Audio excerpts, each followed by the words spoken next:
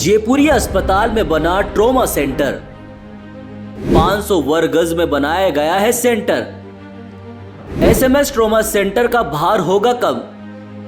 Trauma centre से जनता को मिलेगी बड़ी राहत। जयपुर का दूसरा ट्रॉमा सेंटर।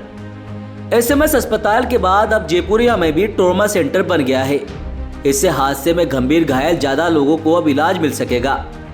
साथ ही एसएमएस अस्पताल का भी भार कम हो जाएगा। ट्रॉमा सेंटर 500 वर्ग गज में बनाया गया है। इस पर 5 करोड़ 78 लाख खर्च हुए हैं। इनमें से 2 करोड़ रुपए के जीवन रक्षक उपकरण और मशीन पर खर्च हुए हैं। शेष निर्माण में खर्च हुए हैं। ऐसा होगा ट्रॉमा सेंटर। इमरजेंसी में 20 बेड, ऑपरेशन थिएटर में 2 टेबल और आईसीयू में होंगे 4 बेड। भर्ती होने से लेकर दवा, जांच और एक ही छत के नीचे मिलेगी इलाज की सुविधा। Sonography, ECG, x-ray, pathology, biochemistry जांच की होगी सुविधा। न्यूरो, ऑर्थोपेडिक सर्जन और कार्डियोलॉजिस्ट रहेंगे हर समय मौजूद। मरीज और परिजन की मॉनिटरिंग के लिए लगाए गए हैं सीसीटीवी कैमरे।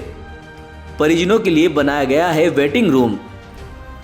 अभी गंभीर घायल मरीजों को एसएमएस अस्पताल के ट्रॉमा सेंटर में रेफर किया जाता है।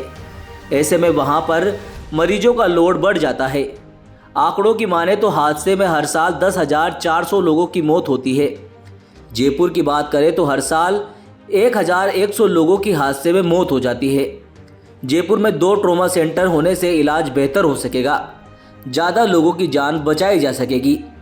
ऐसे में जयपुरिया का ट्रॉमा सेंटर मरीजों के लिए किसी वरदान से कम नहीं है।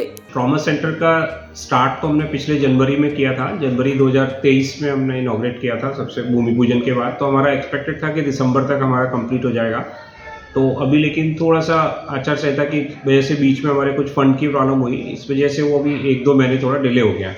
तो प्रॉब्ली अब शायद ग्राउंड फ्लोर तक तैयार हो गया है। फर्स्ट फ्लोर पे हमारा ओटी ऑपरेशन थिएटर का इशू है। उसका क्या अपन उसको मॉड्यूलर कराने के लिए हम कोशिश कर रहे हैं। तो ऑलरेडी जो फंड एलोकेटेड था उसमें मॉड्यूलर ओटी का प्रोविजन नहीं था। इसकी वजह से हमारा फर्स्ट फ्लोर थोड़ा सा डिले हो रहा है। तो प्रॉब्ली मार्च में हो जाएगा सारा हमारा थिएटर का भी, क्योंकि वहाँ से भी अब रोड सेफ्टी से जैसे हमें सारा कंस्ट्रक्शन का हेड रोड सेफ्टी ने सारा हमें पैसा दिया है इसके लिए। तो रोड सेफ्टी डिपार्टमेंट की वजह से अभी उनसे बात भी हुई है और उन्होंने भी काफ़ी सारा फंड मोबिलाइज भी कर दिया है।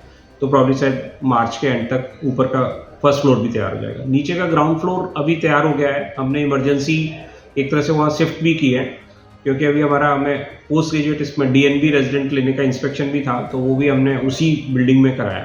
तो करीब 10-1 दिन पहले हमने डीएनबी का इंस्पेक्शन उसमें कराया है।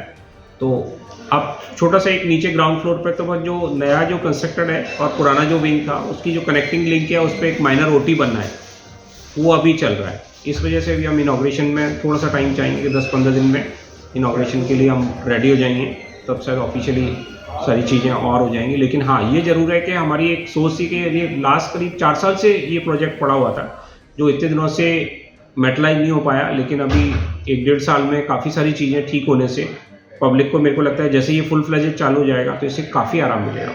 क्योंकि ऑलरेडी हमारे पास ट्रॉमा आता है, करीब करीब हम लोग 500 पेशेंट हमारे इमरजेंसी में रोज़ आते हैं, जिसमें से करीब 200-250 पेशेंट तो रात को आते हैं, बाकी मॉर्निंग और इवनिंग में 200-250 आते हैं। तो रात में जो पेशेंट आते हैं ट्रॉमा के, मतलब already we have the very good number of the trauma patient.